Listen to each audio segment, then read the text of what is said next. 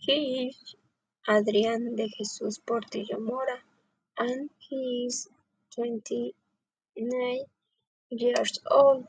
He is a teacher at the Rodolfo Sánchez Taboada Primary School. He reality league to Real in the alone in each free team. He loves to work in a team. He is a social person. Will Grain organization think he was alone of ability to solve problems and he is regularly looking for strategies for the classroom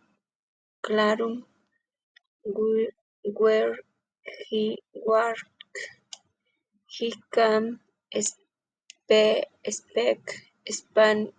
English with the hardly links it. He is very respectful.